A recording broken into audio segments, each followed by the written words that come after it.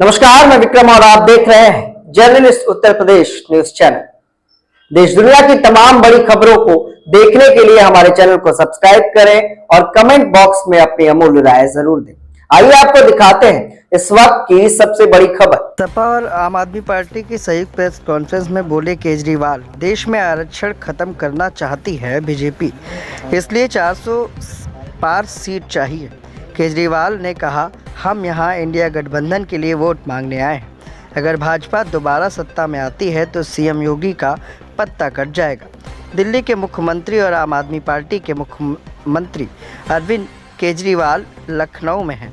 उन्होंने समाजवादी पार्टी के राष्ट्रीय अध्यक्ष अखिलेश यादव के साथ साझा प्रेस वार्ता कर सरकार पर जमकर निशाना साधा। पीएम मोदी अमित शाह के लिए वोट मांग रहे हैं, मोदी नहीं शाह पीएम बनेंगे। उन्होंने कहा, हम यहां इंडिया गठबंधन के लिए वोट मांगने आए हैं। अगर भाजपा दोबारा सत्ता में आती है तो सीएम योगी का पत्ता कट जाएगा। यूपी में कोई और मुख्यमंत्री बनेगा। संविधान में संशोधन का दौर जारी रहेगा। ये लोग संविधान बदल देंगे। बीजेपी के 400 पार दावे वाले बयान पर केजरीवाल ने कहा, ये लोग देश में आरक्षण खत्म करना चाहते हैं, इसलिए 400 से अधिक सीट हासिल करना चाहते हैं।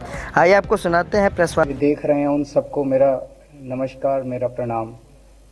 आज लखनऊ में मैं उत्तर प्रदेश के सभी मतदाताओं से इंडिया गठबंधन को भारी भरकम वोट देने के लिए, भारी मात्रा में वोट देने के लिए अपील करने के लिए आया हूं।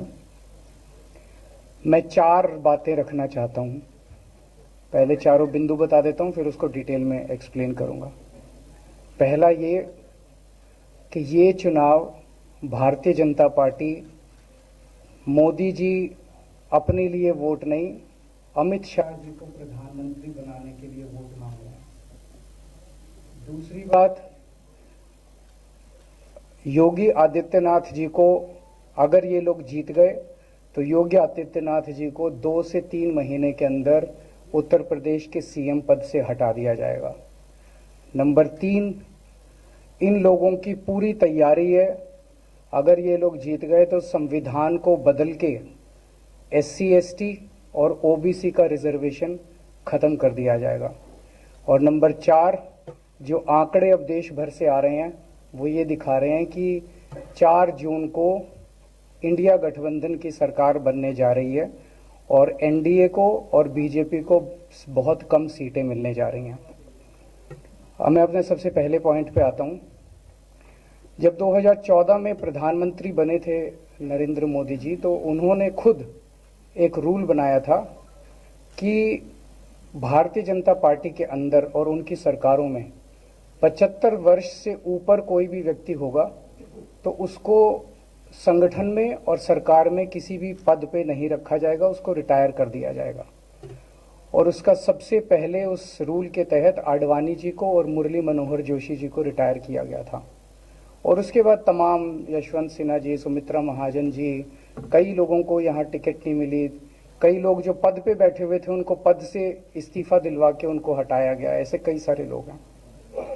तो अब अगले साल 17 सितंबर को प्रधानमंत्री मोदी जी 75 साल के होंगे और मोदी जी ने तय कर लिया है कि अमित शाह जी को वो अपना वारिस बनाएंगे और अमित शाह जी अगले साल 17 सितंबर को देश के प्रधानमंत्री बनाने का उन्होंने तय किया है मोदी जी ने।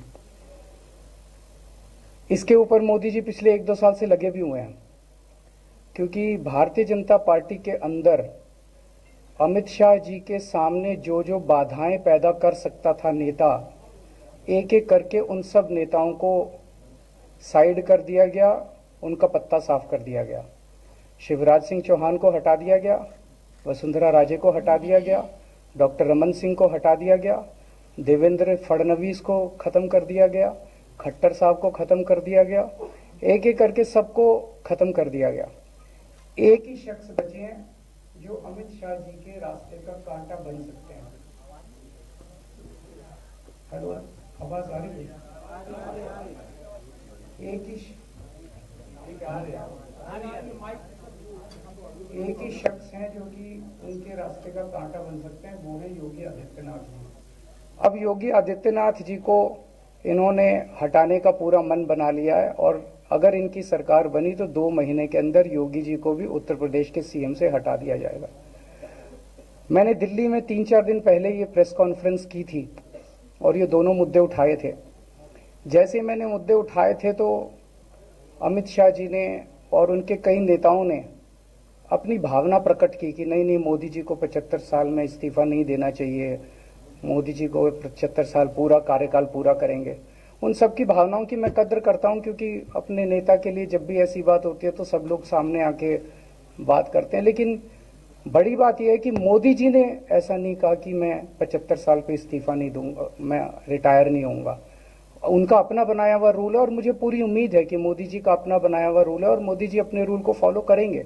नहीं तो लोग कहेंगे कि मोदी जी ने ये रूल आडवाणी जी को हटाने के लिए बनाया था, जब अपनी बारी आई तो नहीं। तो मोदी जी इस रूल का फॉलो करेंगे, ये पूरा यकीन है देश के लोगों को कि उन्होंने खुद रूल बनाया तो खुद फॉलो करेंगे।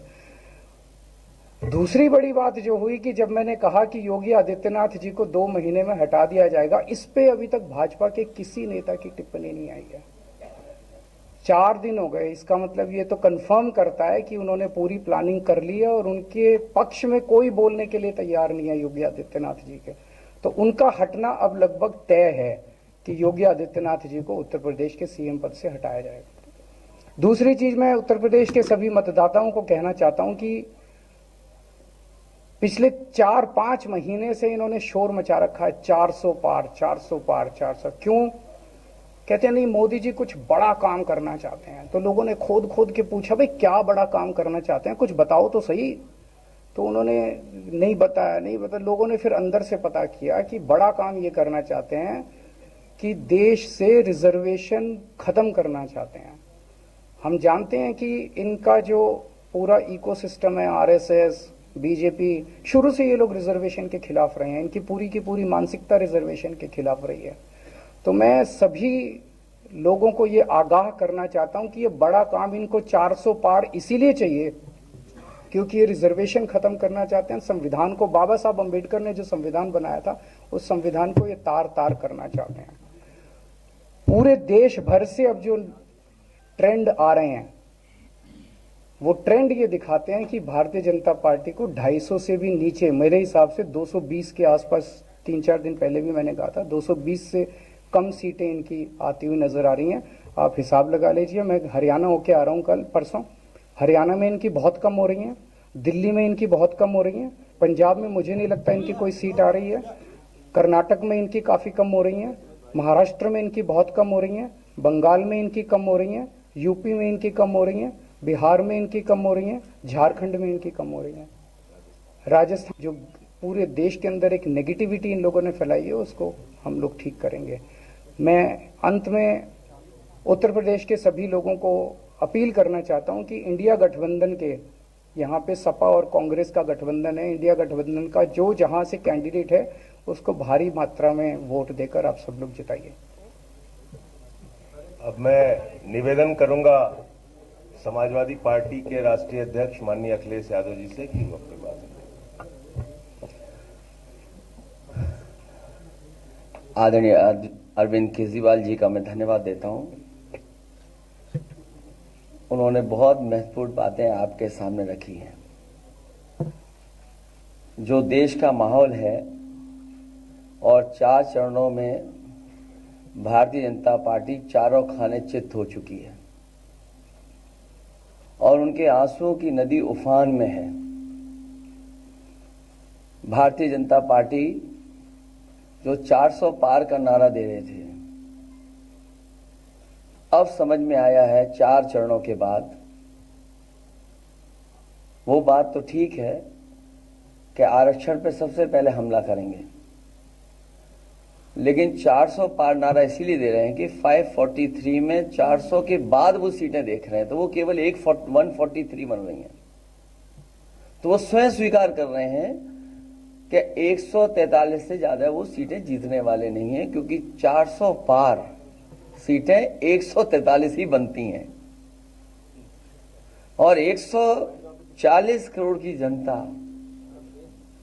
इस बार इन्हें 140 सीटों के लिए भी तरसा देगी। ये यूपी, दिल्ली और पंजाब ये 99 सीट के खेल में ही उलझ जाएंगे। यहां कुछ इन्हें हासिल होने वाला नहीं है। रोटी कपड़ा और मकान की तो लड़ाई हम लोग लड़ेंगे, लेकिन रोटी कपड़ा और मकान से पहले हमें संविधान बचाना है। संविधान बचेगा तो लोकतंत्र बचेगा, और बाबा साहब भीमराव अम्बेडकर जी का दिया हुआ संविधान ये हमें अधिकार, हमें न्याय दिलाता है।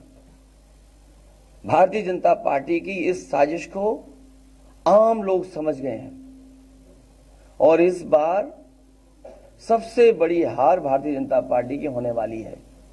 अभी तक तो हम ये कहते थे कि ब्रह्मांड का सबसे बड़ा झूठ बोल रहे हैं, अब लग ये रहा है हारने के बाद ये ब्रह्मांड का झूठ का विद्यालय खोलेंगे,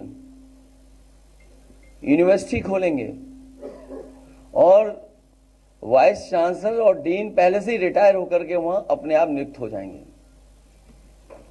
इसलिए देश को बचाने के लिए आदरणीय अरविंद केजरीवाल जी आए हैं, हम लोगों का सहयोग और मदद करने के लिए आए हैं। मैं इनका धन्यवाद देता हूं।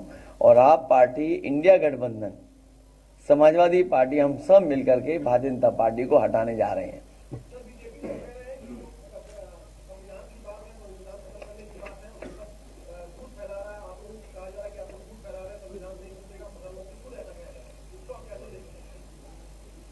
उनकी कौन सी बात सच निकलेगी? अभी आपसे कहा कि 75 साल वाला जो वो है रूल नियम, उसको तो फॉलो किया जाएगा ना, इसी से पता लग जाएगा। और एक मिनट, अगर आप इनका इतिहास उठा के देखें पिछले 75 साल का, जनसंघ का, आरएसएस का, थ्रू आउट ये लोग रिजर्वेशन के खिलाफ रहे हैं। तो अब 400 सीटें लाके ये संविधान बदल के उस रिजर्वेशन को खत्म करना चाहते हैं। अरविंद जी, स्वाति मालीवाल के मामले में अभी तक आप कुछ बोले नहीं है। आपके ओर से आपके साथ में स्वाति मालीवाल के मामले में अभी तक, अरे उससे ज्यादा जरूरी और चीजें भी हैं, कागज हम निकाल लिए। अरविंद जी, आज आपके साथ भी वो है, आज आपके साथ में भी आए आपके। भाजपाई किसी के सगे नहीं है। क्या बोलेंगे स्वाति मालीवाल के मामले में, क्या बोलेंगे आप? ये है कि भाजपाई किसी के सगे नहीं है, और जो सोहेल जी साथ में, और भाजपाई झूठे मुकदमे लगाने वाला गैंग है। सोहेल जी केजरीवाल जी आपके साथ घूम रहे, उनके लिए क्या कहेंगे? सोहेल जी हाँ, आपके बोलो। साथ में घूमने लगा था, बोल रहे बता। संजय जी, आपने बात कही थी। हाँ, मैं बोल रहा हूँ, आपने प्रेस कॉन्फ्रेंस में ये बात बोल रहा हूँ, 1 सेकंड बोल रहा हूँ।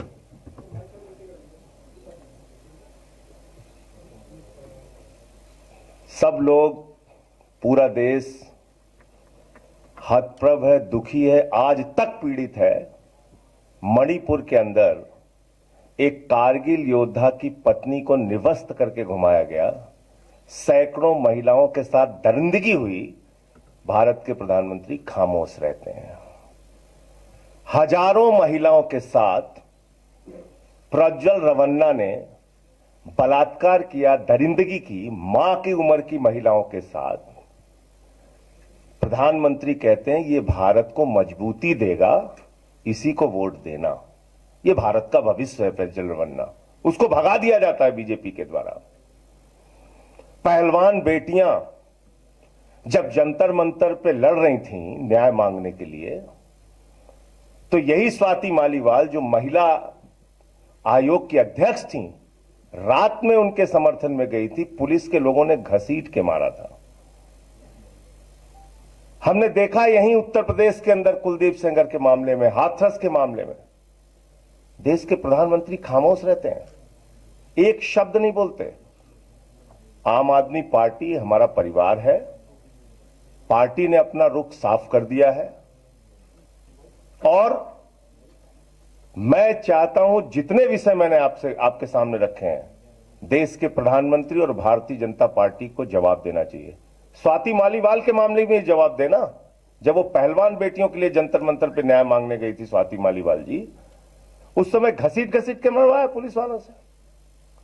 तो इसलिए इस पे राजनीतिक खेल ना खेलें, मैं सिर्फ इतना कहना चाहता हूं।